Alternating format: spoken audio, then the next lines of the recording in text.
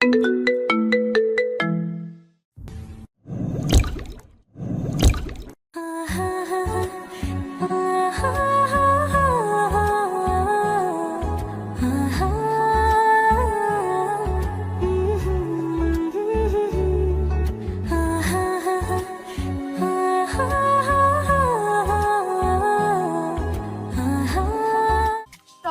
ঘুমিয়ে আছে মেঘ। এমন সময় সে ঘুমের মধ্যে দেখতে পেল যে তাকে কেউ লিপকিস করতেছে। এটা দেখে মেঘও তাকে জড়িয়ে ধরে লিপকিস করতেছে আর বলতেছে, আজকে পাইছি তোমাকে। আজকে তো তোমাকে ছাড়তেছি না জান। উম্মা, উম্মা, উম্মা। এইভাবে কিছুক্ষণ যাওয়ার পর কে যেন মেঘের উপর পানি ঢেলে দিল। মেঘ ধরপড়িয়ে উঠে পড়ল বিছানা থেকে। আশেপাশে তাকিয়ে দেখে তার ছোট বোন দাঁড়িয়ে আছে। তাকে দেখে বলতে লাগলো, কিরে, তুই আমার গায়ে পানি ঢেলে দিলি কেন? তোকে তো আজকে আমি মেরেই ফেলবো। এমনিতেই শীত পড়েছে, আবার তুই আমার উপর ঠান্ডা পানি ঢেলে দিয়েছিস, তাই না? ঢালবো না তো কি করব? বিছানার দিকে একবার তাকিয়ে দেখো তো, তুমি কি অবস্থা করেছো বিছানাটার। হ্যাঁ, প্রতিদিন একটা একটা করে বালিশ ছেড়ো, আর আম্মু আমাকে দিয়ে পরিষ্কার করায়। সরি রে, আসলে আজকে সেই সুন্দর একটা স্বপ্ন দেখছিলাম। জানিস, মেয়েটা দেখতে পরীর মতো সুন্দর, ঠোঁট দুইটা গোলাপি গোলাপি। উফ, কি জোস লাগছিল জানিস। শরীরের কথা তো বাদ দিলাম, শরীরটা মনে হয় তুলো দিয়ে তৈরি করেছে আল্লাহ। এই শীতে যদি একটা বউ পাইতাম রে বইন, তাহলে তোকে অনেকগুলো চকলেট দিতাম। কথাটা শেষ হতে না হতেই সুফিয়া বেগম বিছানার ঝাড়ু নিয়ে এসে দিল 2টা বাড়ি মেঘের পিঠে। মেঘ ব্যথায় কোকিয়ে উঠে বলতে লাগলো, আহ আম্মু, আমাকে মারলে কেন? আমি বুঝি ব্যথা পাই না? তরে মারবো না তো আর কারে মারবো? প্রত্যেক দিন তুই একটা না একটা জিনিস নষ্ট করিস। তোকে তো কোনো কিছুই কিনে দিব না এবার। ভেবেছিলাম বিয়ে দিয়ে দিব, কিন্তু তা আর দিব না। আম্মু, বিয়ে দিলে তোমার ছেলের কপালে বউ থাকবে কিনা সন্দেহ আছে। কারণ তোমার ছেলে স্বপ্নের মধ্যে যেই সব করেছে, যদি বউ পায় তাহলে তো গলার টিপে মেরে ফেলবে। তাড়াতাড়ি ফ্রেশ হয়ে কলেজে যা বলতাছি। আর মেঘলা নিচে, তোর বান্ধবী এসে বসে আছে। ফ্রেশ হয়ে তাড়াতাড়ি স্কুল যা, আমি ঘর গোছাচ্ছি। ঠিক আছে আম্মু, যাচ্ছি। মেঘ ফ্রেশ হয়ে কলেজের জন্য রেডি হয়ে চলে আসলো খাবার টেবিলে। মেঘ খেয়াল করে নাই যে মেঘলার বান্ধবী সোফায় বসে বসে টিভি দেখতেছে। মেঘ খাওয়া দাওয়া করে তার বাইক নিয়ে সোজা চলে গেল কলেজ মাঠে। এইদিকে মেঘলাও রেডি হয়ে খাওয়া দাওয়া করে তার বান্ধবীকে নিয়ে বেরিয়ে গেল স্কুলের উদ্দেশ্যে। কিছু দূর যাওয়ার পর মেঘলার বান্ধবী বলতে লাগলো, আচ্ছা মেঘলা, ওইটা কি তোর ভাই ছিল নাকি? আর বলিস না, প্রতিদিন একটা না একটা কিছু করবেই। আজকে কোলবালিশ ছিঁড়ে ফেলেছে। সে নাকি তার স্বপ্নে দেখেছে যে তাকে কোনো এক সুন্দরী মেয়ে এসে লিপকিস করছে। বাহ বাহ, সুন্দর স্বপ্ন তো দেখে তোর ভাই। তাকে বিয়ে করিয়ে দে। আর এক্ষুনি তো বিয়ে করিয়ে দেওয়ার সময়। আশেপাশের লোকেরা দেখিস না, শীতের সময় বেশি বিয়ে করে। তাকে যদি বিয়ে দেই তাহলে মনে হয় না তার বউ 1 সপ্তাহ আমাদের বাড়িতে থাকবে। আমাকে যে অত্যাচার করে, আবার তো সেটা তার বউ চুমু দিতে দিতে তাকে মেরেই ফেলবে। যাক, ভালোই হলো। আজকে মুডটা খারাপ ছিল, তোর কথা শুনে মুডটা একদম ঠিক হয়ে গেল। মেঘলা আর আফরিন চলে গেল ক্লাসে। এইদিকে মেঘ তার বন্ধুদের কাছে এসে ব্যাগটা ছুঁড়ে মারলো প্রান্তর বুকে আর বলতে লাগলো, জীবনটা মনে হয় স্বপ্ন দেখে দেখেই পার করে দিতে হবে। বিয়ের বয়স তো হয়েছে, আমার আম্মু আব্বু বিয়ে দেয় না কেন আমাকে বলতো? তোকে আবার বিয়ে দিবে তোর আম্মু আব্বু? তুই প্রতিদিন যা শোনাস আমাদের, আমার মতো মনে হয় না তুই 1 সপ্তাহ ঘরে বউ রাখতে পারবি। তোর এই অত্যাচারে তোর বউ এমনিতেই পালিয়ে যাবে। আরে ইমতিয়াজ, শোন আমার কথা। বল। আগে দেখ না মেঘ কি স্বপ্ন দেখেছে, এরপর না হয় তাকে সুন্দরী মেয়ের ঠিকানা দিব। ঠিক বলেছিস ইমতিয়াজ। মেক শুরু কর তোর প্রতিদিন রুটিন। তাহলে শোন কি দেখেছি আজকে। আজকে সেই সুন্দর একটা স্বপ্ন দেখেছি। জানিস, মেয়েটা দেখতে পরীর মতো সুন্দর, ঠোঁট দুইটা গোলাপি গোলাপি। উফ, কি জোস লাগছিল জানিস। কোমরটা কি বলবো, নায়িকা অপসরীর মতো সুন্দর কোমর। আর কি কি দেখেছিস বল বল, ডাব দেখিস নাই? দোষ শালা, এত দিকে খেয়াল ছিল নাকি আমার? আমি তো শুধু মেয়েটার ঠোঁটে কিস করছিলাম। যেই তার জামাটা খুলতে যাবে অমনি শেষ। বাকিটা আমি বলে দেই। তোর বোন মেঘলা এক বালতি পানি তোর উপরে ঢেলে দিয়েছে, তাই না? একদম ঠিক বলেছিস, কিন্তু আমার বোন যে আমার উপর পানি ঢাললো, এটা তুই জানলি কি করে? স্বাভাবিক বিষয়। তুই যদি নিজেই খাওয়ার সময় আমাদের ফোন দিয়ে এটা বল দিস, তাহলে কি আমরা জানবো না? আমি ফোন দিয়েছিলাম নাকি তোদের? হুম, দিয়েছিলি। এখন তবে একটা সুন্দরী মেয়ের ঠিকানা দেই। আজকেই এই কলেজে ভর্তি হয়েছে। তুই যাকে নিয়ে প্রতিদিন সুন্দর স্বপ্ন দেখিস, এটাই হয়তো সেই মেয়ে। তাহলে দেরি করতেছিস, করেন এখনই দে। আমি তাড়াতাড়ি গিয়ে প্রপোজ করে আসি, পরে না হয় চুমো দিব লাইনে আসলে। ওই যে একটা মেয়ে দেখতেছিস না, একা দাঁড়িয়ে আছে বোরকা পরে, ওইটাই তো সুন্দরী পরী। তাড়াতাড়ি যা গিয়ে প্রপোজ করে দে, তা না হলে কিন্তু পরে দেখিস পাখি উড়াল দিবে। এখনই যাইতেছি, তোরা ভিডিও করে রাখ। ইমতিয়াজ তার ব্যাগ থেকে একটা ফুল বের করে দিল মেঘকে। এইদিকে মেঘ ফুলটা হাতে নিয়ে স্টাইল করে হাঁটতে হাঁটতে চলে গেল ওই মেয়েটার কাছে।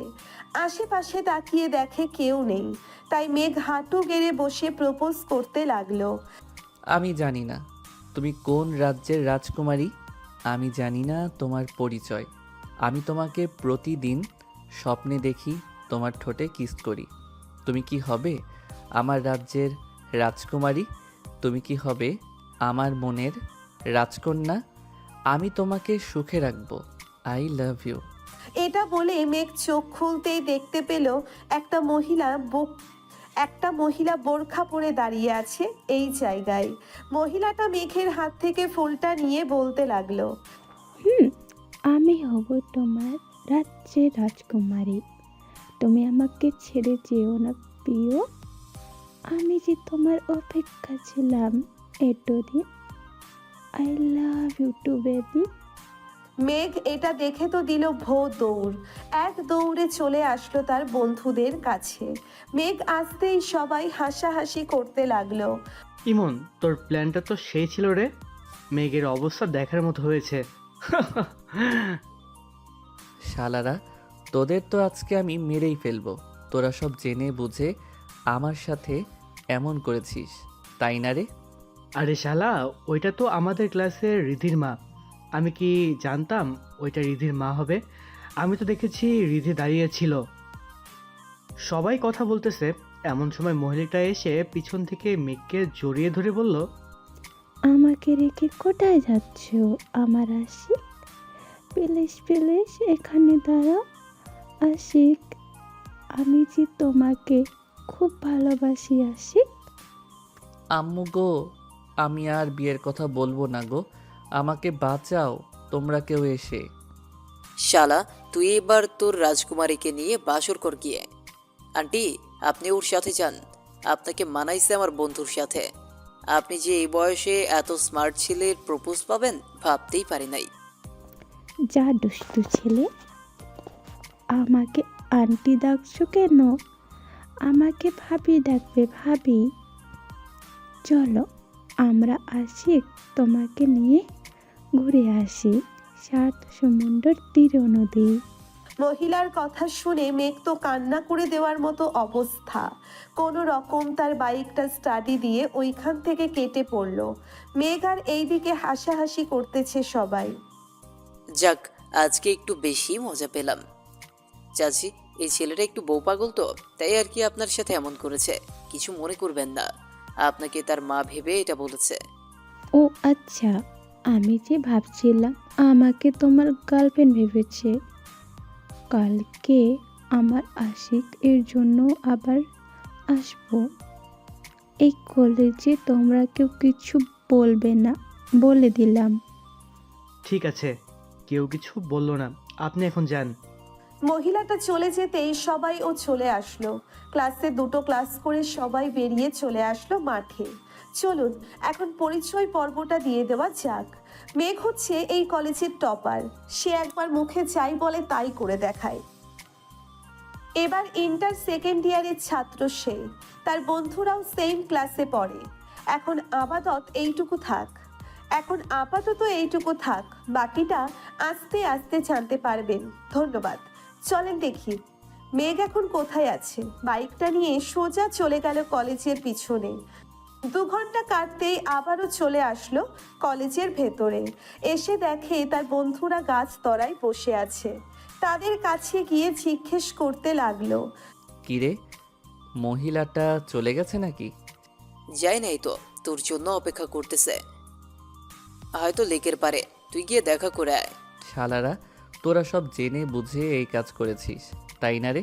তোর শালা, আমরা কি জানতাম ওটা রীতির আম্মু হবে?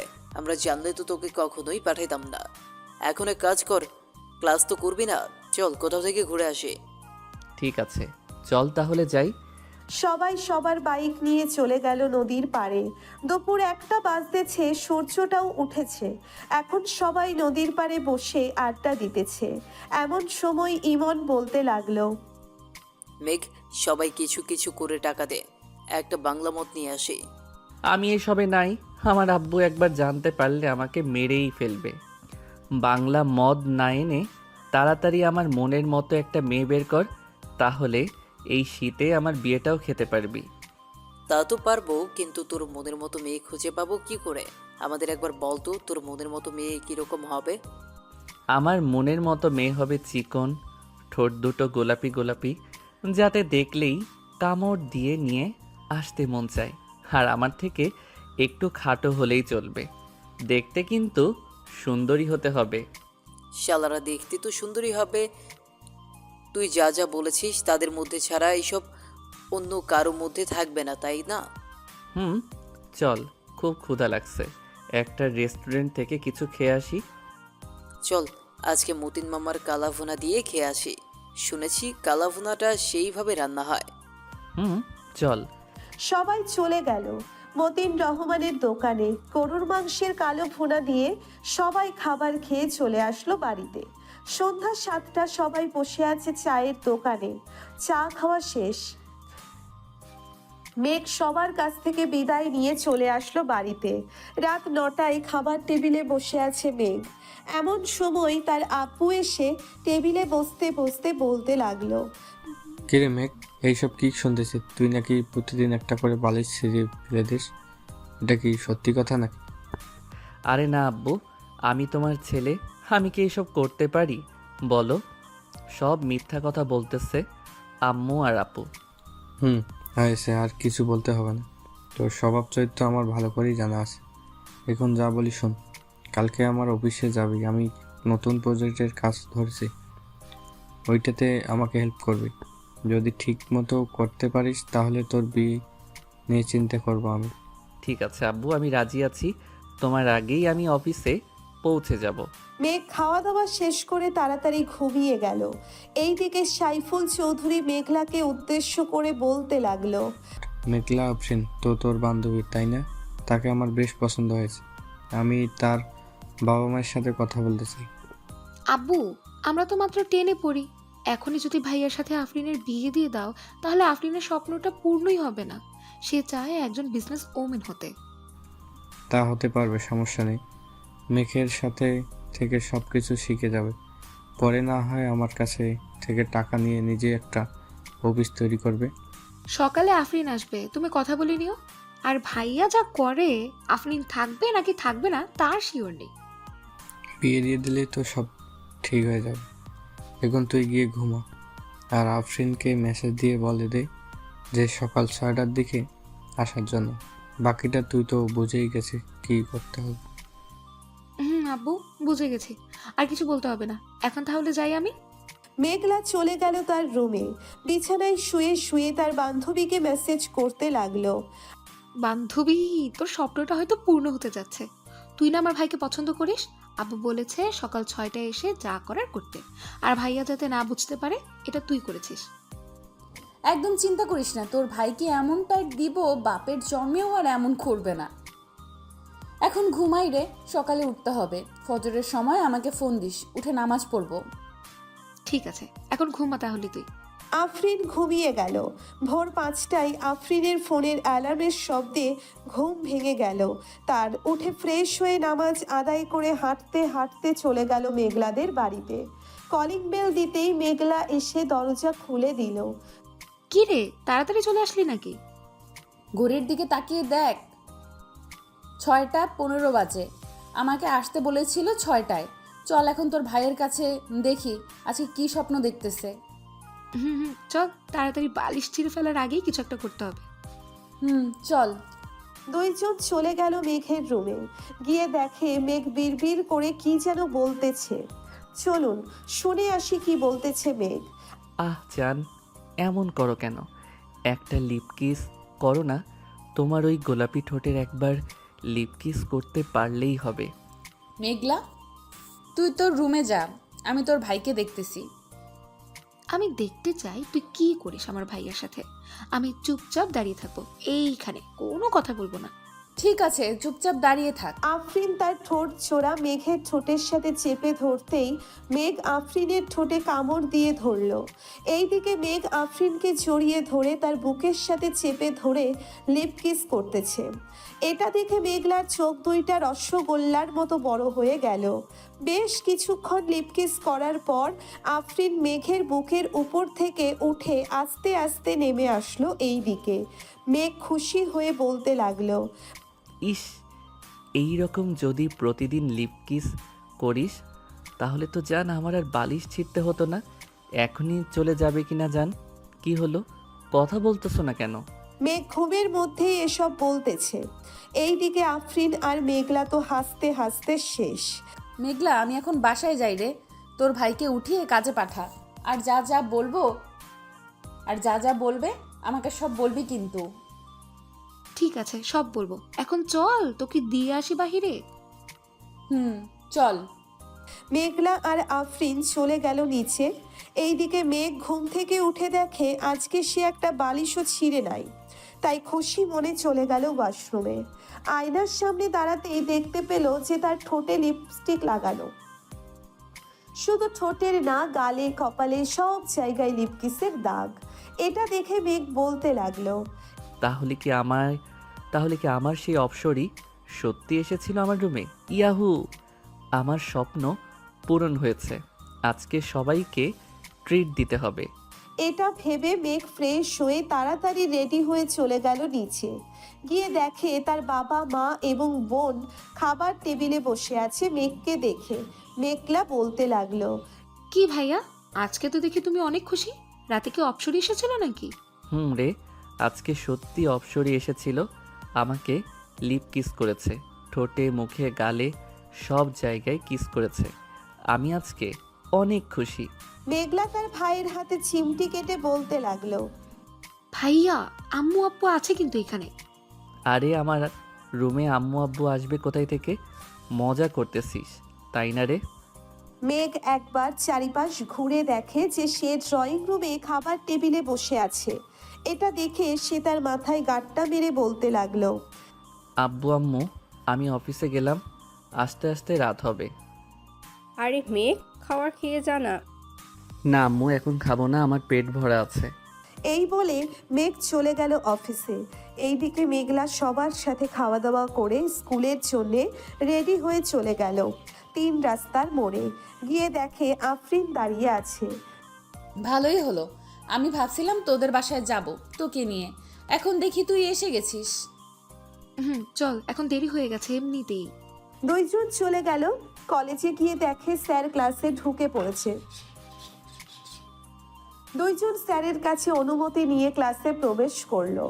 এইদিকে মেঘ অফিসে প্রবেশ করে দেখতে পেল সবাই সবার মতো কাজ করতেছে। তাই মেঘ সোজা চলে গেল তার বাবার কেবিনে। বসে বসে কিছু ফাইল দেখতেছিল। এমন সময় অফিসের ম্যানেজার আসলো আর বলতে লাগলো, স্যার, আমাদের অফিসে আজকে নতুন একটা প্রজেক্ট ডিল হবে প্রায় 200 কোটি টাকার উপরে। যদি এই ডিলটা ফাইনাল হয়ে তাহলে আমাদের অফিস আরও বড় হবে এবং দেশের বাইরেও এই অফিসটা নিয়ে আলোচনা করা হবে।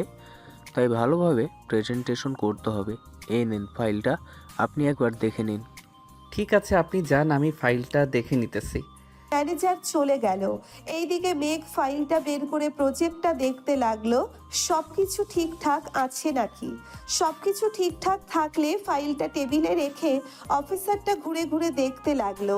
কিছুক্ষণ ঘোরাঘুরি করার পর আবারও চলে আসলো তার বাবার কেবিনে। এসে দেখে তার বাবা চলে এসেছে। মেঘ, সব কিছু দেখে নিয়েছিস তো? ভালো করে প্রেজেন্টেশন করিস যাতে প্রজেক্টটা আমাদের হাতেই থাকে, অন্য কারো হাতে না যায়। ইনশাল্লাহ আব্বু, তুমি কোনো চিন্তা করো না, এই প্রজেক্টটা আমরাই পাবো। তা ওরা কখন আসবে? এই তো আর 10 মিনিটের মধ্যে চলে আসবে। চল আমরা মিটিং রুমে গিয়ে বসে পড়ি। চলো আব্বু, যাই তাহলে। সাইফুল এবং মেঘ চলে আসলো মিটিং রুমে। বেশ কিছুক্ষণ পর কয়েকজন বিদেশি ক্লায়েন্ট আসলো। তাদের সাথে মিটিং করতেছে মেঘ। এইদিকে সাইফুল চৌধুরী বসে বসে দেখতে লাগলো মেঘ কি করতেছে। 1 ঘন্টা যেতেই মিটিংটা শেষ হয়ে গেল। বিদেশি ক্লায়েন্টরা মেঘকে উদ্দেশ্য করে বলতে লাগলো, Mr. Meg Choudhury, we really like your project. We want to give you this project. Take this. There is 100 crores taka here. We will give the remaining 100 crores taka after the work is completed. The deal is final. Deal is final. ওরা চলে গেল। এইদিকে পুরো অফিসে মিষ্টিমুখ করাতে লাগলো সাইফুল চৌধুরী, কারণ আজকে এই কর্মচারীদের কারণেই সে 200 কোটি টাকার প্রজেক্টটা পেয়েছে। আব্বু, এখন তার কাজ নেই, আমি না হয় বাড়িতে চলে যাই।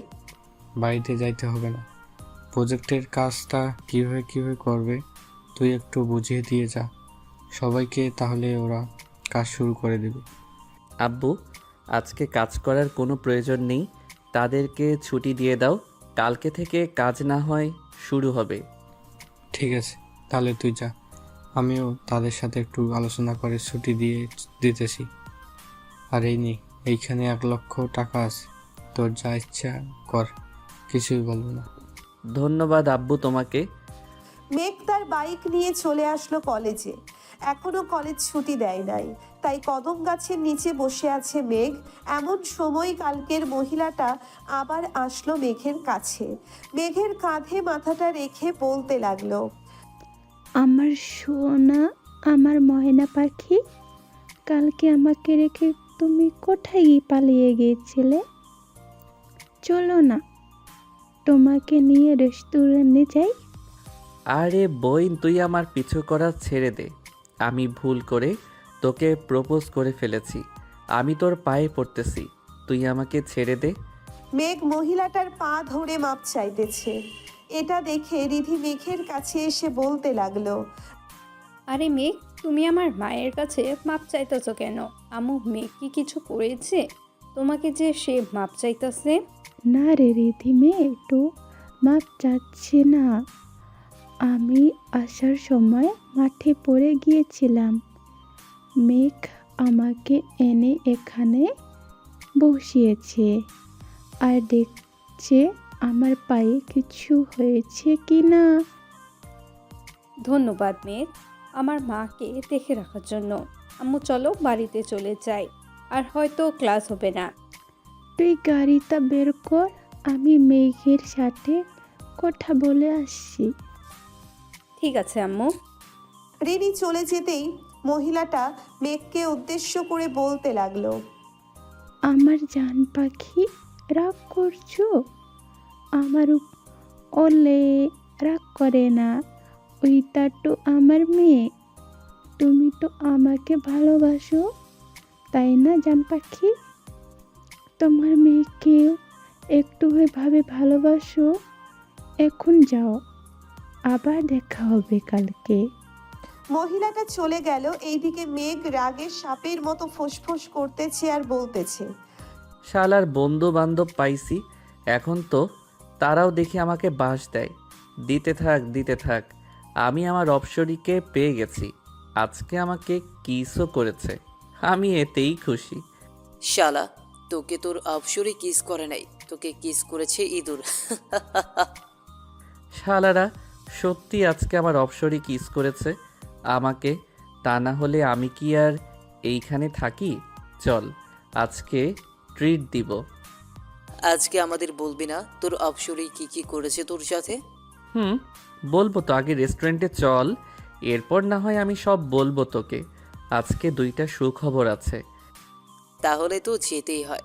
তবে বিল কি তুই আমাদের হাতে ধরিয়ে দিবি নাকি আবার? না, যে আজকে আব্বু আমাকে 1 লক্ষ টাকা দিয়েছে, এই দেখ, বলেছে যা ইচ্ছা তাই করার জন্য।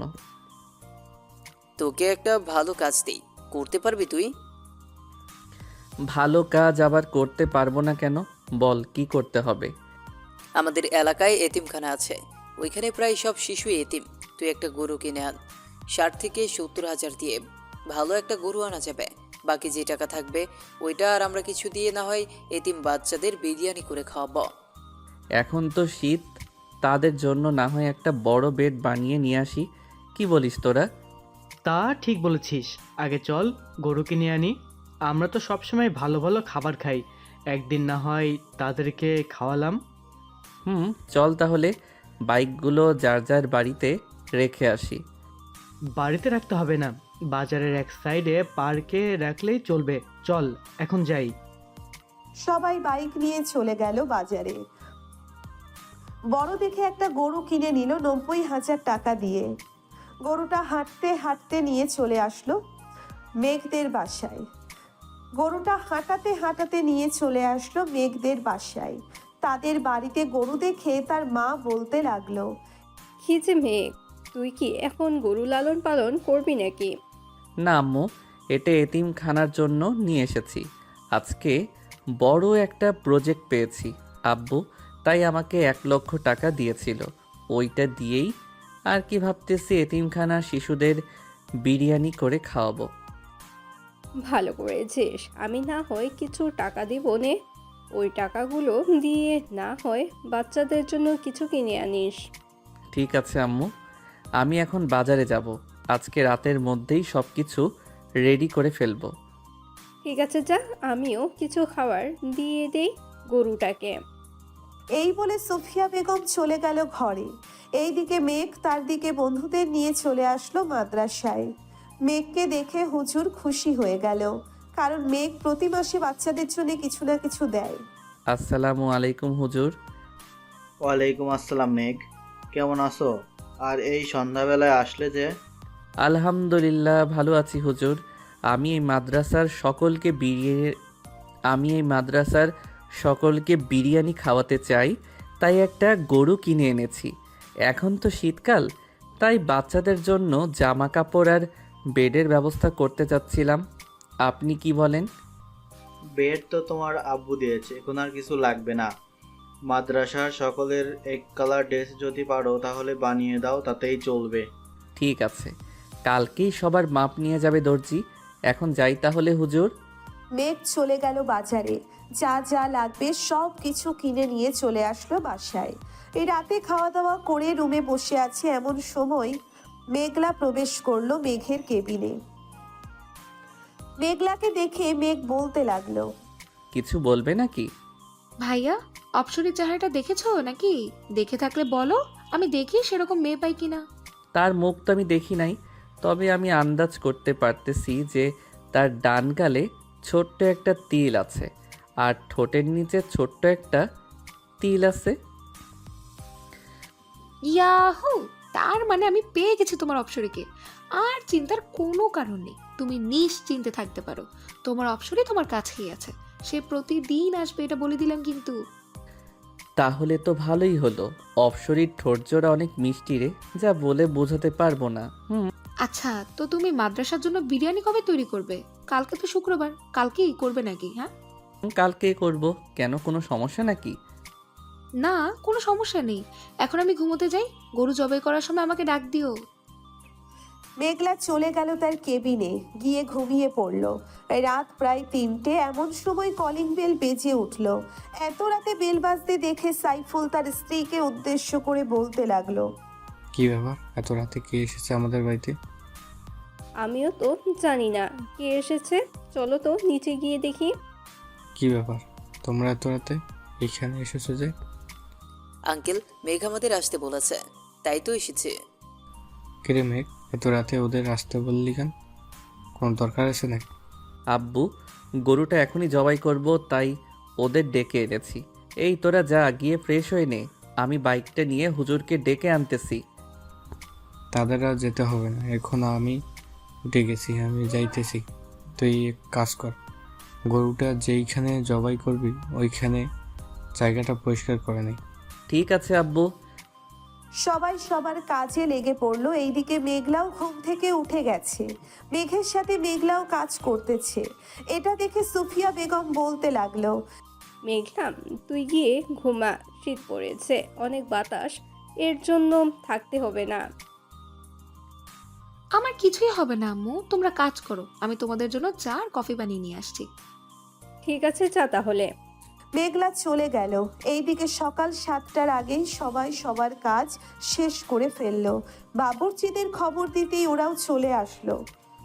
বাবা, এখানে তো মনে হচ্ছে 4 মণের উপরে গোস্ত আছে। এখন পুরোটাই রান্না করব নাকি রেখে দেব কিছুটা? আপনার অনুমান করে পুরোটাই বিরিয়ানি করে ফেলেন। ঠিক আছে বাবা। 12টার মধ্যে সকল রান্না শেষ করে ফেললো। এইদিকে বাড়ির মহিলারা প্যাকেট করতেছে সকল খাবার, যাতে প্রত্যেক বাড়িতে 2-3টে করে দেওয়া যায়। নামাজ শেষ করেই সবাইকে সব দিয়ে দিল। এইদিকে মেঘ খাবার খেয়ে তার বন্ধুদের সাথে কিছুক্ষণ আড্ডা দিয়ে চলে গেল তার রুমে। বিছানায় শুয়ে পড়তেই তার ঘুম চলে আসলো। এইদিকে আফরিন বসে আছে মেঘলার রুমে। মেঘলা, আমি তোর ভাইয়ার রুমে চাইতেছি, কেউ যদি জিজ্ঞাসা করে তাহলে বলবি তোর রুমে ঘুমাচ্ছি। এখন ভাইয়ার রুমে গিয়ে কি করবি তুই? ভাইয়া তো ঘুমোচ্ছে মনে হচ্ছে। ঘুমাক, তাকে জ্বালানোর জন্যই তো যাইতেছি আমি। আফরিন চলে গেল। মেঘের রুমে গিয়ে দেখে মেঘ একটা কোলবালিশকে জড়িয়ে ধরে ঘুমাচ্ছে। এটা দেখে আফরিন আস্তে আস্তে কোলবালিশটা মেঘের কাছ থেকে নিয়ে সোফায় রেখে আফরিন শুয়ে পড়ল মেঘের সাথে। এইদিকে মেঘ সুন্দর একটা গন্ধ পেল। আফরিনের শরীর থেকে গন্ধটা তার নাকে যেতেই বলতে লাগলো, আমার অপসরি, তুমি এসেছো, আমাকে একটু জড়িয়ে ধরো অপসরি, আমি তোমার ওই ঠোঁটের মৃদু স্বাদটা নিতে চাই। আফরিন কোনো কথা না বলেই মেঘের বুকে মাথা রেখে ঘুমিয়ে গেল। দেখতে দেখতে সন্ধ্যা হয়ে আসলো। আজানের শব্দ কানে আসতেই আফরিনের ঘুম ভেঙে গেল। মেঘের বুকের উপর থেকে উঠে আস্তে আস্তে রুম থেকে বের হয়ে চলে গেল মেঘলার রুমে। গিয়ে দেখে মেঘলা নামাজে দাঁড়িয়ে গেছে। এটা দেখে আফরিনও ফ্রেশ হয়ে অজু করে মেঘলার সাথে নামাজ আদায় করে নিল। রাতে সবাই খাবার টেবিলে খাবার খাচ্ছে। এমন সময় আফরিন খাবার টেবিলে এসে বসতেই মেঘ আফরিনের দিকে তাকিয়ে বলতে লাগলো, আম্মু, এটাই তো আমার স্বপ্নের অপসরি, আমি এই মেয়েকেই বিয়ে করতে চাই। কানের নিচে মারবো দুইটা। এত পিচ্ছি মেয়েকে তুই বিয়ে করলে তোকে পুলিশ ধরবে। ধরলে ধরবে, আমি আমার অপসরিকে হারাতে চাই না। আমাকে 1 মাসের মধ্যে এই মেয়ের সাথে বিয়ে দিবে, তা না হলে কিন্তু আমি এই বাড়ি ছেড়ে চলে যাব। তুই বাড়ি ছেড়ে চলে গেলে কারো কিছু যাই আসে না। এখন চুপচাপ খাওয়া দাওয়া করে ঘুমাতে যা। ঠিক আছে আব্বু, যাইতেছি। মেঘ খাওয়া দাওয়া করে চলে গেল তার রুমে। বিছানায় শুয়ে আছে এমন সময় তার ফোনটা বেজে উঠল। তাকিয়ে দেখে ইমন ফোন দিয়েছে। কলটা রিসিভ করতেই ওই পাশ থেকে বলতে লাগলো, কিরে, তোর অপসরিকে তো তোর বাড়িতে দিয়ে আসলাম, এখন না হয় বাইরে একটু আড্ডা দিই। ঘরের ভিতরে মেয়ে মানুষের মতো বসে থাকলে চলবে নাকি? ধন্যবাদ দোস্ত, আমার অপসরিকে আমার কাছে দেওয়ার জন্য। এর জন্যেই তো বলি আজকে আমার বুক এত ভারী ভারী লাগছিল কেন। মনে হয় আমার অপসরি আমার বুকের উপর ঘুমিয়েছিল। দেখ, তোর ফোনে পিক পাঠাইছি, যখন তোরা দুইজনকে জড়িয়ে ধরে ঘুমোচ্ছিলে। শালারা, তোর আর ভালো হলি না, এইটাও পিক তুলতে হলো তোদের। আমরা তো আগে থেকেই ভালো ছিলাম, তুই আবার কোন ভালোর কথা বলছিস? থাক, তোরা আসতেছি আমি।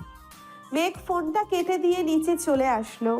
বাইকের চাবিটা নিয়ে সোজা চলে গেল 3 রাস্তার মোড়ে, কারণ ওইখানেই সবাই আড্ডা দেয়। মেঘ যেতেই ইমতিয়াজ বলতে লাগলো, ঘরে বউ পাইয়া আমাদের ভুলে গেছিস তাই না রে? আরে সালা, আমি তো এখনো বিয়েই করতে পারি নাই তাকে, আর তুই বলেছিস যে বউ পাইয়া তোদের ভুলে গেছি। আর একটা কথা, আমি তো আমার অপসরিকে দেখি নাই, তোরা দেখেছিস নাকি? আমরা দেখব কিভাবে, আমরা তো খুঁজে বের করে তোকে দিয়ে দিছি, তুই দেখে নিস। তোর অপসরিকে এখন চা খাওয়া আমাদের। সবাই চা খেয়ে রাত 10টা পর্যন্ত আড্ডা দিয়ে চলে আসলো বাসায়।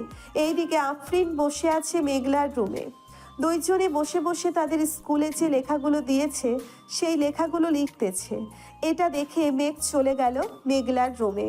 গিয়ে দেখে তার অপসরি মাথায় ওড়না দিয়ে লিখতেছে, কিন্তু তার মুখ দেখা যাচ্ছে না চুলের জন্য।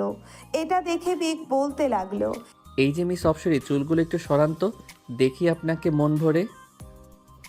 ভাইয়া আর একবার যদি ডিস্টার্ব করো তাহলে কিন্তু আমি আম্মুকে ডাক দিতে বাধ্য হব। আর ডাকতে হবে না, আমি চলে যাইতেছি। মিস অপসরি, লেখা শেষ হলে আমার রুমে আইসেন, দুইজন বসে গল্প করব। আম্মু! আরে যাইতেছি তো, এইভাবে ডাকতে হবে নাকি? থাক। তাড়াতাড়ি তোর রুমে যা, না হলে কিন্তু তোর অপসরীকে আবার তার বাড়িতে পাঠিয়ে দিব, তখন আর দেখতে পারবি না। পাঠানোর দরকার নেই, আমি আসবো না এই রুমে। এই বলে মেঘ চলে গেল তার রুমে। বিছানায় শুয়ে শুয়ে গেম খেলতেছে আর বলতেছে, আমার অপসরীকে আমার কাছ থেকে কেড়ে নিবে ওরা, তা কি করে হয়? আমি কখনোই হতে দিব না। আমার অপসরীকে আমার করেই ছাড়বো। এই সব বলতেছে মেঘ আর গেম খেলতেছে। রাত প্রায় 3টে। আফরিন মেঘের রুমে এসে দেখে মেঘ এখনো শুয়ে শুয়ে ফোন টিপতেছে। মেঘ দরজার দিকে তাকাতেই দেখতে পেল তার অপসরীকে। অপসরী, তুমি এসেছো? ভিতরে আসো। বাহিরে দাঁড়িয়ে আছো কেন? তুমি এত রাত অবধি ফোন টেপো কেন? তাড়াতাড়ি ঘুমাও, না হলে কিন্তু আমি চলে যাবো এই বাড়ি থেকে। কোথায় যাইতে হবে না তোমার অপসরী, তুমি এই বাড়িতেই থাকো, আমি এখনই ঘুমাচ্ছি।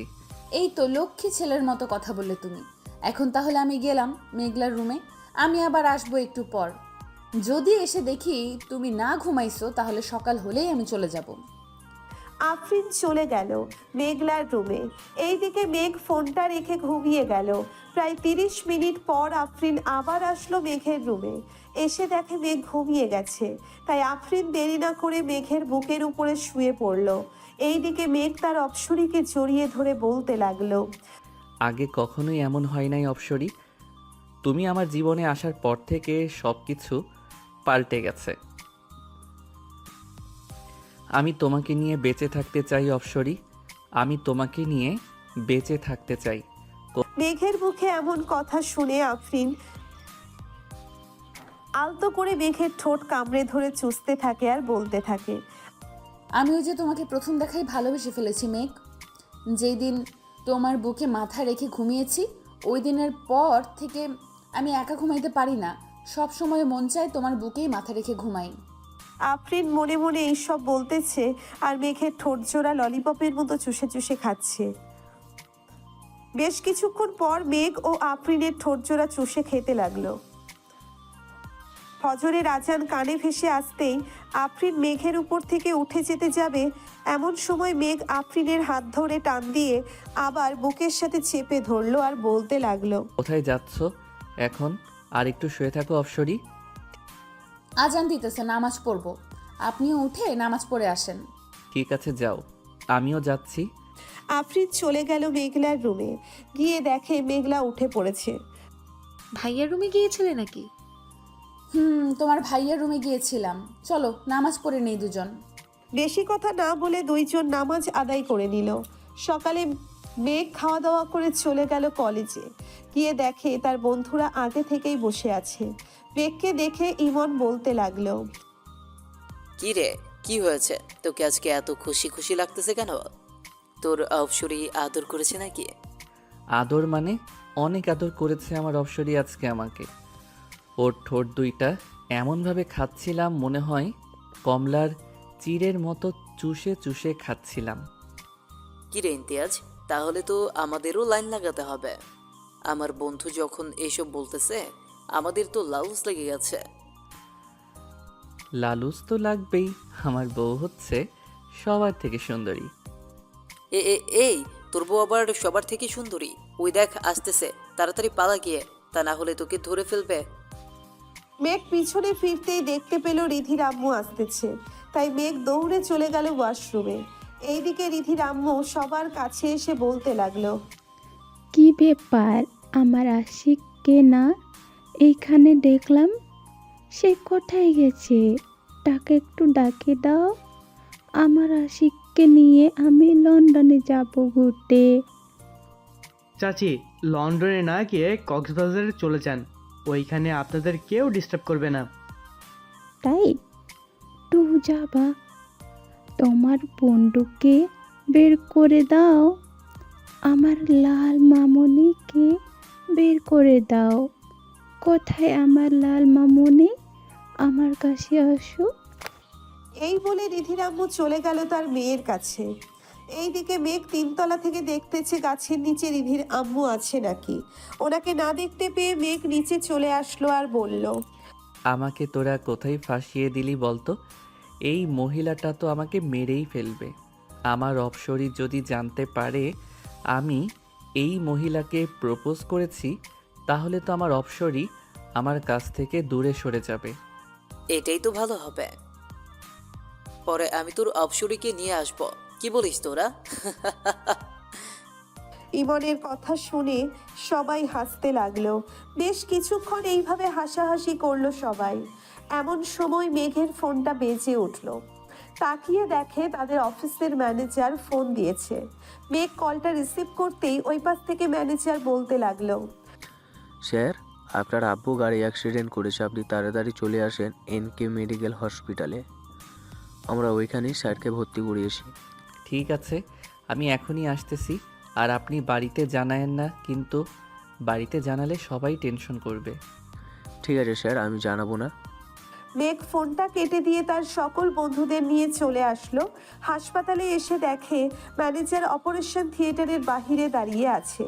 মেঘকে দেখে ম্যানেজার বলতে লাগলো, স্যারের মাথায় একটু আঘাত পেয়েছে, তাই হাত কিছু কাজ ঢুকে গিয়েছে, এগুলো বের করতেছে ডক্টর। এর বেশি কিছু হয় নাই তো আব্বুর? না, এর বেশি কিছু হয় নাই। পিছন থেকে একটা গাড়ি এসে স্যারের গাড়িতে মেরে দিয়ে চলে গিয়েছে। ইমন, খোঁজ লাগাতো কার গাড়ি ছিল ওইটা। পুলিশ সব কিছু দেখতেছে, কাউকে কোথাও যাইতে হবে না। ঠিক আছে। আর আব্বুর সাথে তো সব সময় আপনি থাকতেন, তাহলে আপনি যান নাই কেন আব্বুর সাথে? আমিও যাওয়ার জন্য গাড়িতে উঠছিলাম, পরে স্যার বলতেছে ভুলে ফাইলটা তার কেবিনে ফেলে এসেছে। আমি এইটা নিয়ে এসে দেখি স্যার চলে গিয়েছে। পরে ফোন দিতেই জানতে পারি যে স্যারের অ্যাক্সিডেন্ট হয়েছে। ও আচ্ছা।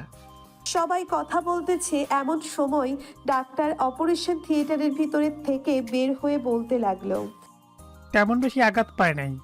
আমরা ওনাকে ড্রেসিং করে দিয়েছি আর কিছু ওষুধ দিয়েছি, ওইগুলো খাইলেই ইনশাল্লাহ ঠিক হয়ে যাবে। আব্বুকে কি আজকেই বাড়ি নিয়ে যাইতে পারবো নাকি এইখানে রাখবেন কয়েকদিন? তেমন বেশি আঘাত পায় নাই, তাই এখানে রেখে কি করবেন? তার চেয়ে বাড়িতে নিয়ে যান, সবার সেবা যত্ন পেয়ে তাড়াতাড়ি সুস্থ হয়ে উঠবে। ঠিক আছে স্যার। ম্যানেজার আঙ্কেল, আপনি হাসপাতালের বিলটা দিয়ে অফিসে চলে যান। আর যদি কোনো কিছু দরকার হয় তাহলে আমাকে ফোন দিবেন, আমি গিয়ে সমাধান করে আসব। স্যার, আজকে একটা মিটিং ছিল, এই মিটিং তো স্যার করতে পারে নাই। আমি ওনাদেরকে জানিয়ে দিয়েছি, ওনারা বলেছে কালকে মিটিং করবে সকাল 10টায়, আপনি চলে আসেন। ঠিক আছে, এখন তাহলে আমি যাই। মেঘ তার আব্বুকে নিয়ে চলে আসলো বাড়িতে। কলিং বেল দিতেই মেঘলা এসে দরজা খুলে দিল। তার বাবার এমন অবস্থা দেখে কান্না করে দিল মেঘলা। এটা দেখে সাইফুল বলতে লাগলো, আরে মেঘলা, কান্না করছিস কেন? আমার তো কিছু হয়নি, সামান্য একটু ব্যথা পেয়েছি। তোমাকে বারণ করে সত্ত্বেও তুমি কেন অসুস্থ শরীর নিয়ে অফিসে গেছো ভাইয়া? কে বললে বুঝি ভাইয়া যাইতে পারতো না? তোমাকে বারণ করা সত্ত্বেও তুমি কেন অসুস্থ শরীর নিয়ে অফিসে গেছো ভাইয়া? কেউ বললে বুঝি ভাইয়া যেতে পারতো না? যাইতে তো পারতো, কিন্তু মিটিংটা আমার করার কথা ছিল, তাই তো তোর ভাইকে যাইতে দেয়নি। এখন তো আমি অসুস্থ, সব কিছু তোর ভাইকেই দেখতে হবে। মেঘ, আমাকে রুমে দিয়ে আয়। আব্বু চলো। মেঘ তার আব্বুকে রুমে দিয়ে আসলো। বিকাল 5টায় মেঘ চলে আসলো। অফিসে এসে দেখে সবাই এক জায়গায় দাঁড়িয়ে আছে।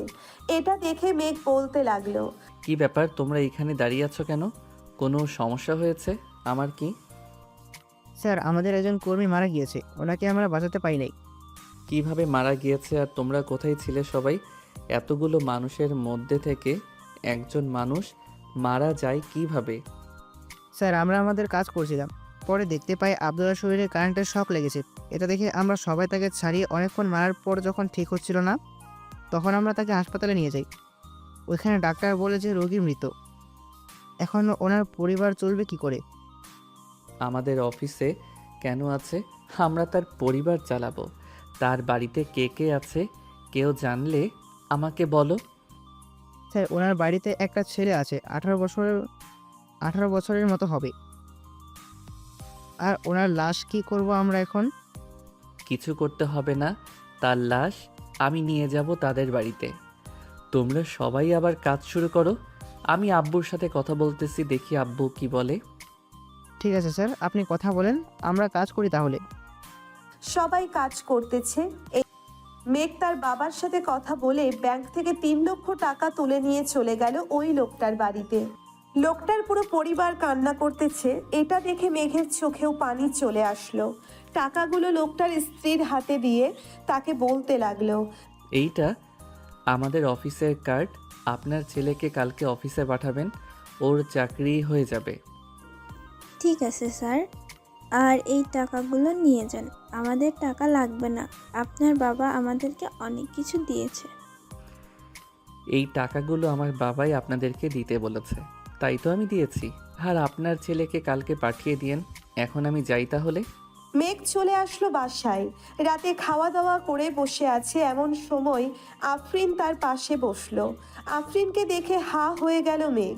এইদিকে আফরিন মেঘের এমন হাঁ করে তাকিয়ে থাকা দেখে বলতে লাগলো, এইভাবে যদি হা করে আমার দিকে তাকিয়ে থাকেন তাহলে তো আপনার মুখে হাতে ঢুকে যাবে।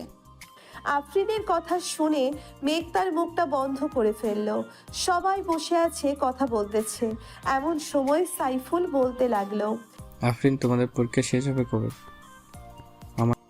আমাদের পরীক্ষা তো সামনের মাসে শুরু হবে, শেষ হবে এর পরের মাসে। হঠাৎ এই কথা জিজ্ঞেস করলেন যে? আমার ছেলের অবস্থা তো দিন দিন খারাপ হয়ে যাচ্ছে, তাই তোমাদের পরীক্ষার পর 2 পরিবার মিলে বিয়ে দিয়ে দেবো। ও আচ্ছা, মেঘলা চলো আমরা ঘরে যাই, আমাদের পড়া আছে। চলো। মেঘ আমি তো অফিসে যাইতে পারবো না, এখন থেকে তোকে অফিস দেখাশোনা করতে হবে। কলেজে তো যাস আর আসিস, কলেজে না গেলে চল কিছুদিন, আমি সুস্থ হলে এরপর না হয় কলেজ যাস। ঠিক আছে আব্বু, তোমরা থাকো তাহলে। আমি ঘুমাতে গেলাম, সকালে আবার মিটিং আছে, ওইটা নিয়ে কথা বলতে হবে ক্লায়েন্টের সাথে। যা। আর এই নেই পেন ড্রাইভ, এটার ভিতরে সব কিছুই আছে। কাজটা কিভাবে বুঝতে হবে তুই একবার দেখলে আশা করি বুঝে যাবে, আমাকে আর বোঝাতে হবে না। আব্বু। মেঘ চলে গেল তার রুমে। গিয়ে দেখে আফরিন বসে আছে। মেঘকে দেখে এক সাইডে গিয়ে বসে পড়ল আফরিন। মেঘ একবার আফরিনের দিকে তাকিয়ে তার ল্যাপটপটা নিয়ে বসে বসে কাজটা দেখতে লাগলো। এইদিকে আফরিন এক পলকে তাকিয়ে আছে মেঘের দিকে। এটা মেঘ খেয়াল করে, তাই আফরিনের উদ্দেশ্য করে বলতে থাকে, কিছু বলবে নাকি এইভাবে তাকিয়ে আছো যে? আমি আপনার কোলে বসতে চাই, আপনি কাজ করবেন আর আমি দেখব। ঠিক আছে, আগে দরজাটা বন্ধ করে আসো, এরপর না হয় বইসো। আফরিন দরজাটা বন্ধ করে এসে মেঘের কোলে বসে পড়ল। এইদিকে মেঘ আফরিনকে জড়িয়ে ধরে কাজ করতেছে। এটা আর আফরিন বারবার মেঘের ঠোঁটে, গালে, কপালে কিস করতেছে। এই তোমার এই দুইটা এত ছোট কেন? ছোট থাকবে না তো বড় থাকবে নাকি? আমি নিজেই তো ছোট মানুষ, আবার আমার জিনিস বড় হবে কি করে? একবার বিয়েটা হতে দাও, দেখবে সুর করে বড় হয়ে যাবে। যা দুষ্টু কোথাকার, আমার বুঝি লজ্জা করে না এসব শুনে? ওরে আমার লজ্জাবতী রে, যখন আমি ধরবো তখন লজ্জা করবে না বুঝি? জানি না, তুমি থাকো, আমি গেলাম মেঘলার রুমে। এইখানে চুপচাপ বসে থাকো, কোনো কথা বলবে না। আচ্ছা। আফরিন আর কোনো কথা বলল না। মেঘ তার কাজ শেষ করে আফরিনকে নিয়ে শুয়ে পড়ল। আফরিনের পেটে সুরসুরি দিতেই আফরিন লাফ দিয়ে উঠে পড়ল আর বলতে লাগলো, তোমার সাথে থাকা যাবে না, তুমি অনেক দুষ্টুমি করো, আমি গেলাম। আর দুষ্টুমি করব না, এখন তো শুয়ে থাকো। আর দুষ্টুমি করবে না বলে দিলাম। মেঘ আফরিনকে জড়িয়ে ধরে ঘুমিয়ে গেল। সকাল 9টায় ঘুম ভাঙলো মেঘের। উঠে ফ্রেশ হয়ে খাওয়া দাওয়া করে যেই অফিসের দিকে রওনা দিতে যাবে এমন সময় পেছন থেকে মেঘলা বলতে লাগলো, ভাইয়া, আমাদেরকে একটা স্কুলের সামনে নামিয়ে দিতে পারবি? তাড়াতাড়ি আয়, আবার 10টায় মিটিং আছে, যাইতে হবে ওইখানে। মেঘ আফরিন এবং মেঘলাকে স্কুলের সামনে নামিয়ে দিয়ে চলেছে। গেল অফিসে গিয়ে দেখে ক্লায়েন্টরা চলে এসেছে। মেঘ তার পেন ড্রাইভটা বের করে বোঝাতে লাগলো প্রজেক্টটা কিভাবে কি করতে হবে। বোঝানো শেষ করে মেঘ চলে গেল তার আব্বুর কেবিনে বসে বসে কাজ করতেছে। এমন সময় দারোয়ান এসে বলতে লাগলো, স্যার, রহিমের ছেলে এসেছে।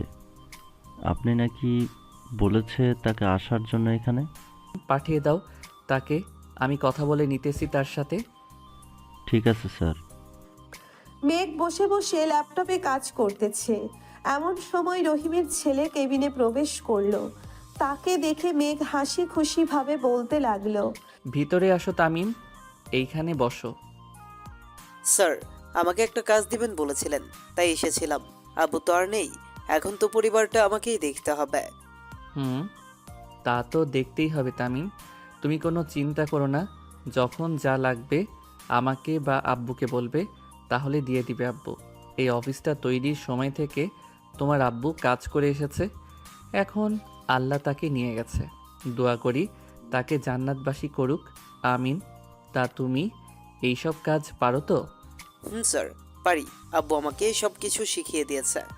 আগে মাঝে মধ্যে আসতাম আব্বুর খাবার নিয়ে, তখন একটু আধটু শিখেছে।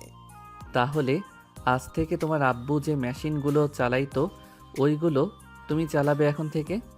ঠিক আছে স্যার, তাহলে আমি আজ থেকেই কাজে লেগে পড়ি। আচ্ছা যাও তাহলে, আর সাবধানে কাজ করবে কিন্তু। তুমি একা একা কিছু করতে যেও না, এইখানে অনেক লোক আছে, ওদের ডাক দিবে। ঠিক আছে স্যার। তামিম চলে গেল তার কাজে। এইদিকে মেঘ তার কাজ শেষ করে চলে আসলো। বাসায় এসে দেখে আফরিনের আম্মু আব্বু এসে বসে আছে। তাদের দেখে মেঘ সালাম দিল। আসসালামু আলাইকুম, কেমন আছেন? ওয়ালাইকুম আসসালাম, আলহামদুলিল্লাহ ভালো আছি। তুমি কেমন আছো মেঘ? আমিও আলহামদুলিল্লাহ ভালো আছি। আপনারা বসেন, আমি ফ্রেশ হয়ে আসতেছি। মেঘ চলে গেল তার রুমে। ফ্রেশ হয়ে চলে আসলো, নিচে এসে দেখে সবাই বসে আছে। মেঘও তাদের সাথে বসে পড়ল। মেঘ, আমি চাইছিলাম তোমাদের বিয়েটা দিয়ে দেওয়ার জন্য, এখন তুমি কি বলো? আঙ্কেল, আফরিনের পরীক্ষা শেষ হোক, এরপর না হয় বিয়ে করব। আর তো কয়েকটা দিন রয়েছে, আমিও না হয় অফিসের কাজটা বুঝে নেই। সাইফুল, তুই কি বলিস? আফরিন তো সারাদিন তোদের বাসায় থাকে, আশেপাশে মানুষ তো জানিস কেমন সমালোচনা করে। ঠিক আছে, তাহলে আজকে কাজে ডেকে বিয়ে পড়িয়ে দিই। আফরিন, এর পরীক্ষা শেষ হলে না হয় অনুষ্ঠান করব। এখন তুই যা বলবি আমি তাই করব। ছোট থেকে তো তুই যা বলছিস আমি তাই করছি। ঠিক আছে, তাহলে আজকে রাতেই কাজে ডেকে বিয়ে পড়ে দিই। সবাই কথা বলতেছে, এইদিকে মেঘ তাদের মাঝখান থেকে উঠে চলে আসলো ছাদে। আকাশের দিকে তাকিয়ে ভাবতে লাগলো সেই রাতগুলোর কথা। এখন তো তার অপসরই তার সাথেই থাকবে, এখন তো তার অপসরই তার সাথেই থাকবে। এই সব ভাবতেছে এমন সময় পেছন থেকে কে যেন মেঘকে জড়িয়ে ধরলো আর বলতে লাগলো, আমার অনেক দিনের ইচ্ছা আজ পূর্ণ হবে। আমি তোমাকে অনেক ভালোবাসি মেঘ।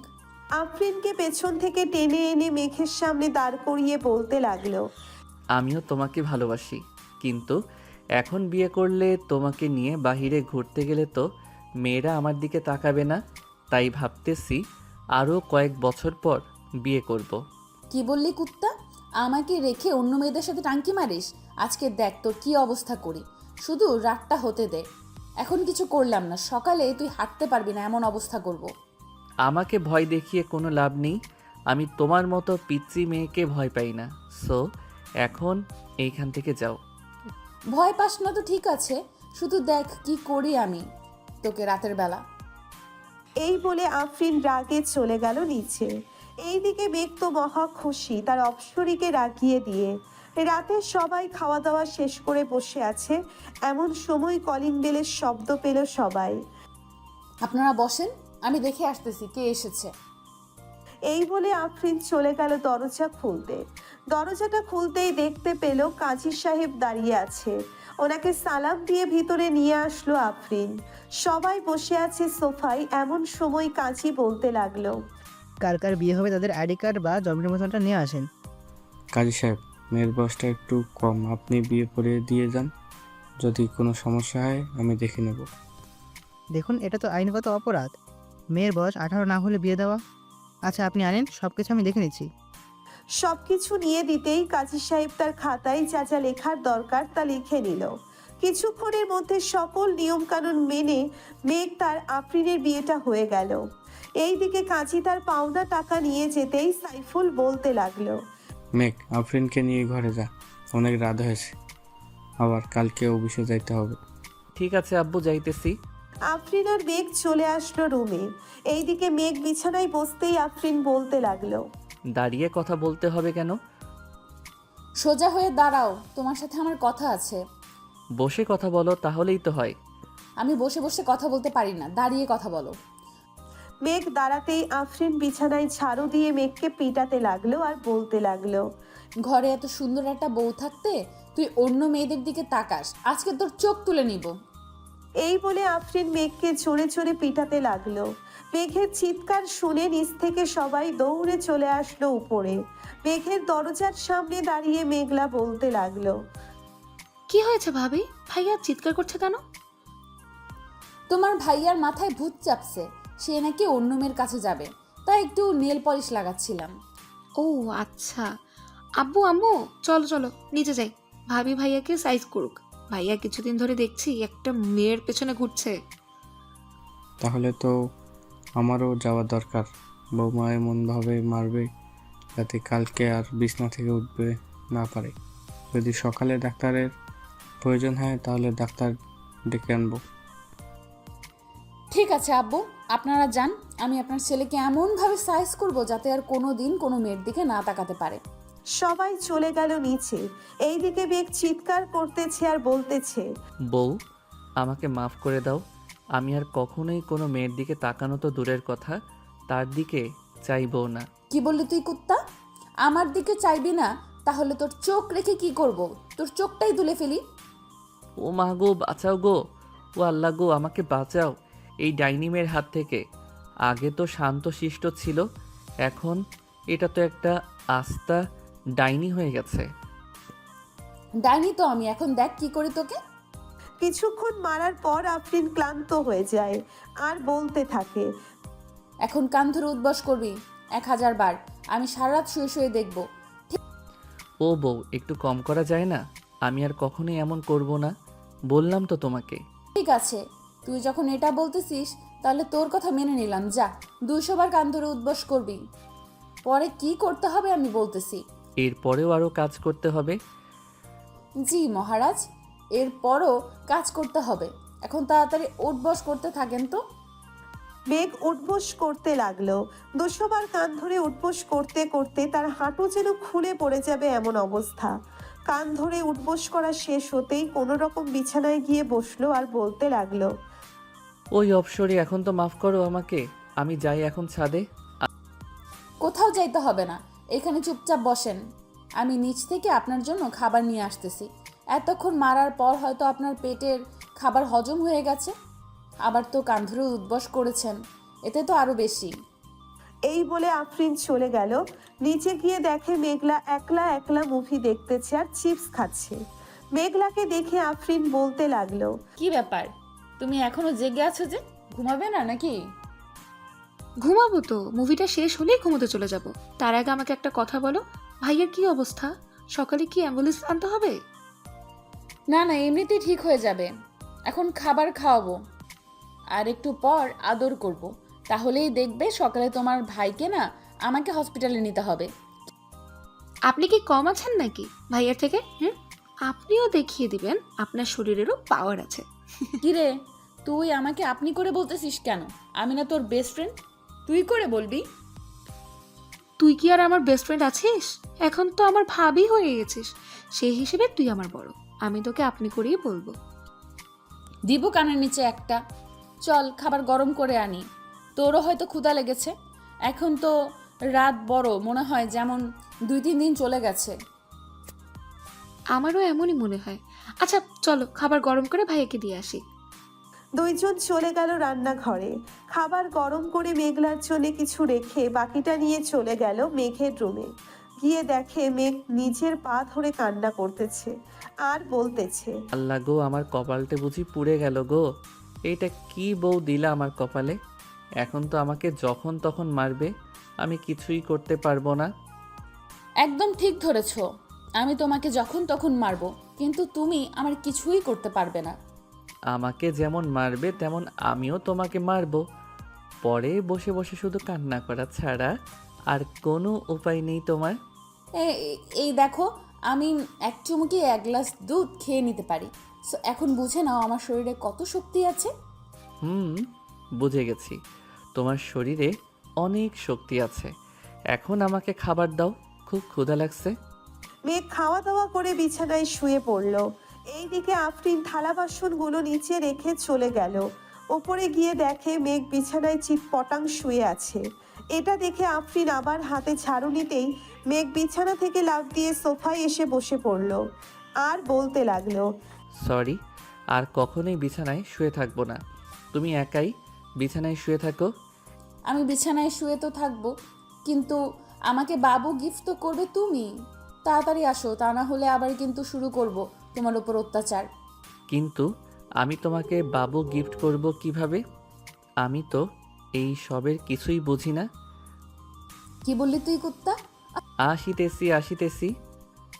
মেঘ বিছানায় যেতেই আফরিন মেঘের ঠোঁট জোড়া তার দখল করে নিয়ে যেইভাবে পারছে ওইভাবেই চুষে চুষে খাচ্ছে। এইদিকে মেঘও কম কিসের, আফরিনের 2টা আপেলের মতো টিপতে থাকে আর ঠোঁট চুষতে থাকে।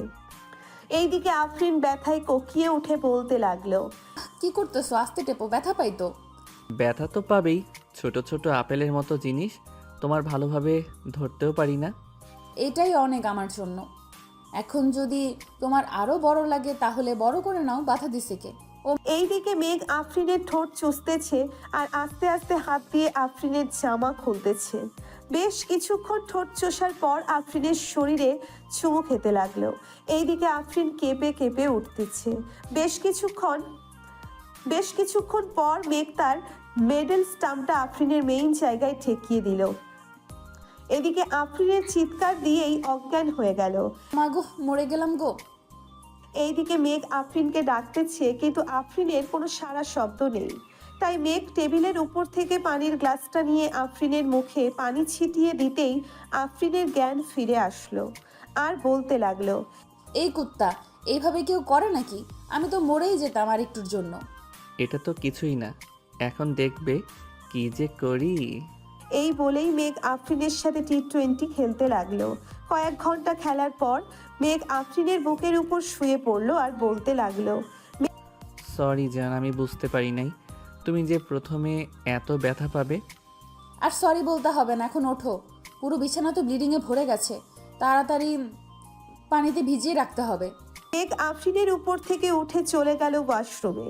ফ্রেশ হয়ে বাহিরে এসে দেখে আফরিন এখনো শুয়ে আছে বিছানায়। এটা দেখে মেঘ বলতে লাগলো, কি ব্যাপার, উঠবে না নাকি? এখনো যে বিছানায় শুয়ে আছো। অনেক ব্যথা করতেছে, উঠবো কি করে? তুমি এমনভাবে করেছো যে থাকার বললাম না। আচ্ছা, আমি কিছু একটা করতেছি। এই বলে মেঘ চলে গেল মেঘলার রুমের সামনে। চুপি চুপি মেঘলার রুমে ঢুকে ফোনে লাইট লাগিয়ে দেখতে লাগলো ট্যাবলেটের বক্সটা কোথায়। এইদিকে মেঘলা তো ঘুমাই নাই, এক চোখ মেলে দেখতে লাগলো কে এসেছে। মেঘকে দেখে বুঝে গেল মেঘলা কিছু একটা হয়েছে, তাই মেঘকে উদ্দেশ্য করে মেঘলা বলল, ভাইয়া কি করছো আমার রুমে? মেঘলার গলার স্বর শুনে মেঘ চমকে গেল আর বলতে লাগলো, কই কিছু না তো, এমনি এসেছিলাম। কি হয়েছে বলো আমাকে। না মানে তোর বান্ধবী। হয়েছে, আর কিচ্ছু বলতে হবে না। তুমি এই রুমে ঘুমাও, আমি দেখছি। ঠিক আছে যা, আর যদি দরকার হয় ডাক দিস আমাকে। ঠিক আছে। মেঘলা গিয়ে দেখে আফরিন বিছানায় শুয়ে আছে চুপ করে। আফরিনের কাছে গিয়ে শরীরে হাত দিয়ে দেখতে লাগলো জ্বর এসেছে কিনা। এইদিকে আফরিন মেঘলাকে দেখে বলতে লাগলো, কি ব্যাপার, তুই এত রাতে এইখানে? কি হয়েছে আমাকে বল, আমি দেখছি। অনেক ব্যথা করতেছে রে, তাই তোর ভাইকে পাঠিয়েছিলাম ব্যথার ট্যাবলেট আনতে। এখন তোর ভাইয়া তো আসলো না। পিরিয়ড হয়েছে নাকি? না, ওইগুলো। হয়েছে, বুঝে গেছি। আর কিচ্ছু বলতে হবে না, একটু ওয়েট কর, আমি আনছি এক্ষুনি। মেঘলা চলে গেল তার রুমে, একটা ব্যথার ট্যাবলেট তার ভাইয়ের হাতে ধরিয়ে দিয়ে বলতে লাগলো, এই নাও, এটা ভাবিকে খাইয়ে দাও, তাহলে ব্যথা কমে যাবে। ঠিক আছে, তুই ঘুমা তাহলে। মেঘ চলে গেল তার রুমে। আফরিনকে ঔষধটা খাইয়ে দিয়ে শুয়ে পড়লো তার পাশে। সকাল 10টায় মেঘ ঘুম থেকে উঠে চলে আসলো নিচে, এসে দেখে সবাই বসে আছে আর কি নিয়ে যেন আলোচনা করতেছে। মেঘকে দেখে তার বাবা বলতে লাগলো, মেঘ, ওরা হচ্ছে আমার বিজনেস পার্টনার, বাইরের দেশ থেকে এসেছে। এখন এদের সাথে একটু মিটিং করতেছি, তুইও বসে শুন। ঠিক আছে আব্বু। মেঘও বসে শুনতে লাগলো। মিটিং শেষ হতেই সবাই চলে গেল। এইদিকে মেঘ খাওয়া দাওয়া করে চলে আসলো অফিসে। দেখতে দেখতে কেটে গেল 2টি মাস। সন্ধ্যা 7টায় মেঘ অফিস থেকে বাড়ি ফিরতেই আফরিন বলতে লাগলো, মেঘ, অনেক দিন তো হলো বাইরে গিয়ে ফুচকা খাওয়া হয় না, চলো বাইরে গিয়ে ফুচকা খেয়ে আসি। আচ্ছা, তুমি আর মেঘলা রেডি হয়ে নাও, আমি এখনই আসতেছি ফ্রেশ হয়ে। ঠিক আছে। মেঘ চলে গেল ফ্রেশ হতে। ফ্রেশ হয়ে নিচে আসতেই দেখতে পেল 2জন কালো বোরখা পরে বসে আছে সোফায়। 2জনকেই পুরোই অপসরী লাগতেছে। মেঘ তাদের 2জনের কিছুক্ষণ প্রশংসা করে নিয়ে চলে আসলো বাহিরে। যেই গাড়িতে উঠতে যাবে এমন সময় আফরিন বলল, এখন আর গাড়ি নিতে হবে না, আজকে না হয় আমরা রিক্সা দিয়ে যাই। ঠিক আছে, চলো তাহলে। মেঘ একটা রিক্সা ডেকে 3জন চলে আসলো আর পার্কে। এইখানে সবাই জোড়ায় জোড়ায় বসে আছে। কিছুক্ষণ ঘোরাঘুরি করে 3জন ফুচকা খেয়ে চলে আসলো বাসায়। রাতে খাওয়া দাওয়া করতেছে এমন সময় সাইফুল বলতে লাগলো, মেঘ, সামনের শুক্রবার তোদের বিয়ে রেডি থাকিস তোরা। ঠিক আছে আব্বু, আমাদের তো শপিং করা আগেই শেষ, এখন তো আর কিছুই করতে হবে না, তাই না? এখন আর কিছুই করতে হবে না। কালকে অফিসে গিয়ে একটি ডিল ফাইনাল করে আসিস তো। কয়েক মাস আগে যে আমরা 200 কোটি টাকার ডিল ফাইনাল করেছিলাম, ওরা এসেছে। এবার আরও ভালো মানের কালেকশনগুলো দেখাবো। আব্বু, তুমি চিন্তা করো না, এখন তো অফিস আমি দেখতেছি, সব কিছু আমি করব। তুমি শুধু বলে দিবে কবে কার সাথে ডিল করতে হবে। ঠিক আছে, এখন তাহলে যা রুম। মেঘ চলে গেল রুমে। বেশ কিছুক্ষণ পর আফরিন 2টা দুধের গ্লাস হাতে নিয়ে চলে আসলো উপরে। একটা মেঘকে দিল আর একটা নিজেই খেয়ে নিল। রাত প্রায় 12টা। 2জন গল্প করতেছে শুয়ে শুয়ে। এমন সময় আফরিন বলতে লাগলো, আমাদের তো একবার বাসর হয়েছে, আর একবার বাসর হবে, তাই না? এইবার দেখবে তোমাকে একটা বেবি উপহার দিয়েই ছাড়বো, মনে যেন থাকে। দেখা যাবে কি করতে পারো তুমি। এখন তাহলে ঘুমাও। 2জন ঘুমিয়ে গেল। সবাই 7টা মেঘ উঠে সকাল 7টা মেঘ উঠে ফ্রেশ হয়ে খাওয়া দাওয়া করে চলে গেল অফিসে। কয়েকটা ফাইল গুছিয়ে নিয়ে দেখতেছে এমন সময় মেঘের ফোনটা বেজে উঠল। তাকিয়ে দেখে তাদের অফিসের ম্যানেজার ফোন দিয়েছে। কলটা রিসিভ করতেই ওই পাশ থেকে বলতে লাগলো, স্যার, বিদেশি ক্লায়েন্টরা এসেছে এবং কি করব তাদের? আমার কেবিনে পাঠিয়ে দাও, আমি কেবিনেই আছি। ঠিক আছে স্যার, পাঠিয়ে দিতেছি। মেঘ বিদেশি ক্লায়েন্টের সাথে কথাবার্তা বলে 5 বছরের একটা ডিল ফাইনাল করে নিল। দেখতে দেখতে কেটে গেল 6 দিন। 2 বাড়িতে বিয়ের আয়োজন, মানুষ ভর্তি 2 বাড়িতেই। মেঘের হলুদ সন্ধ্যা শেষ হতেই মেঘদের বাড়ি দেখে কয়েকজন চলে গেল আফরিনদের বাড়িতে। ওইখানে হলুদ সন্ধ্যা শেষ হয়ে গেল। রাত পেরিয়ে সকাল হতে বিয়ের আয়োজন, রান্নাবান্নার দিকে খেয়াল রাখতেছে আফরিনের চাচা। দুপুর 12টায় মেঘ রেডি হয়ে বসে আছে তার বন্ধুদের অপেক্ষায়, কখন আসবে তারা। কিছুক্ষণ পর সবাই চলে আসলো। মেঘকে দাঁড়িয়ে থাকতে দেখে বলতে লাগলো, কিরে, এইখানে দাঁড়িয়ে আছিস কেন? চল বিয়ে বাড়িতে যাই, সবাই তো চলে গেছে। বিয়ে বাড়িতে তো যাব, নামাজটা আগে পড়ে আসি চলো। আফরিনদের বাড়ি তো কাছেই, 5 মিনিট সময় লাগবে যাইতে। নামাজ পড়ে আইসা এরপর যাইতে পারবো। সবাই চলে গেল মসজিদে নামাজ আদায় করে চলে আসলো বাসায়। মেঘের সকল বন্ধু বান্ধব বসে আছে গাড়িতে। মেঘ যেতেই ইমন বলতে লাগলো, সবাই শোন, এবার কিন্তু মামাকে প্রোটেকশন দেওয়া যাবে না। এটা নিয়ে মামার কিন্তু দ্বিতীয়বার বাসর হবে। এখন সবাই ঠিক করে নেই কি দেওয়া যায়। আরে এটা রাতে দেওয়া যাবে, এক্ষুনি এত তাড়াহুড়ো করছিস কেন? আগে বিয়েটা খেয়ে নেই, এরপর না হয় দেওয়া যাবে। শালা বিয়ে করে একটা। সবাই হাসাহাসি করতে করতে চলে আসলো বিয়ে বাড়িতে। গেট ধরে দাঁড়িয়ে আছে মেঘের সকল শালীরা। এইদিকে 2 তলার বারান্দায় আফরিন মেঘকে নামিয়ে গেটের সামনে আসতেই আফরিন লেজার লাইট দিয়ে বুঝিয়ে দিল যাতে কোনো মেয়েদের দিকে না তাকায়। মেঘও তাকালো না। খাওয়া দাওয়া শেষ করে আগের সকল নিয়ম মেনে আফরিনকে নিয়ে চলে আসলো বাসায়। দুজন এর আগে বিয়ে করিয়ে দিয়েছে, তাই আর কাজই ডাকে নাই। রাতে সবাই বসে আছে ছাদে। এমন সময় আফরিন আসলো আর বলতে লাগলো, তোমরা তো আমাদের গিফট দাও নাই, আমাদের গিফট দাও। ভাবি, এটা কিন্তু ঠিক না। আপনি আয়েশা গিফট চাইতেছেন, আমরা কিন্তু দিব না। ঠিক আছে, তাহলে তোমাদের গিফট তোমাদের কাছে রাখো, আমার জামাইকে দিয়ে দাও। রাত তো 1টা বাজে, বাসর তো করতে হবে, তাই না? এই বলে আফরিন মেঘকে টানতে টানতে নিয়ে চলে আসলো বাসর ঘরে। দরজাটা লাগিয়ে দিয়ে দুইজন অজু করে 2 রাকাত নফল নামাজ পড়ে নিল। আফরিন নামাজ আদায় করে খাটের উপরে বসে আছে। বেশ কিছুক্ষণ পর মেঘ আফরিনের পাশে গিয়ে বসলো আর বলতে লাগলো, বউ, ও বউ, আজকে আদর করলে হয় না নাকি? আদর করবি না মানে? তোর আদর করতেই হবে। এখন শুরু করবি। রাত বাজে এখন 1:35, ভোর 4:45-এ আদর শেষ করে উঠবি। ঠিক আছে, প্রস্তুত হও তুমি। আমি কিন্তু আজকে তোমার ওই আপেলগুলোতে অনেক কামড় দিব। আমি রেডি আছি, যা ইচ্ছা করতে পারো, করো। মেঘ আফরিনের শাড়ি খুলে ফেলে দিল নিচে। ঠোঁটে কিস করতে করতে নামতে লাগলো নিচের দিকে। বুকের কাছে এসেই আফরিনের আপেলগুলোতে কামড় দিতে লাগলো। এইদিকে আফরিন ব্যথায় কোকিয়ে উঠে বলল, ওই কুত্তা, কামড়ও দিবি আবার জোরে জোরে টিপতেও থাকবি। আমার বুঝি ব্যথা করে না? ব্যথা করার জন্যই তো বাসর করব আজকে। এই বলে মেঘ আফরিনের শরীরের যেখানে সেখানে কামড় দিতেছে আর চুমু দিতেছে। বেশ কিছুক্ষণ এমন করার পর মেঘ চলে গেল মেইন জায়গায়। মেঘের মেডেল স্টাম্পটা সেট করে আফরিনকে কোলে তুলে নিয়ে আদর করতে লাগলো। এইদিকে আফরিন চিৎকার করতেছে, কিন্তু মেঘের থামার কোনো নাম নেই। মেঘ তার কাজ চালিয়ে যাইতেছে। দুইজন রোম্যান্স করতে থাকুক, এখন আমরা বিদায় নিই। আজকের গল্পটা এই পর্যন্তই। আবারও দেখা হবে নতুন কোনো গল্পে। ধন্যবাদ।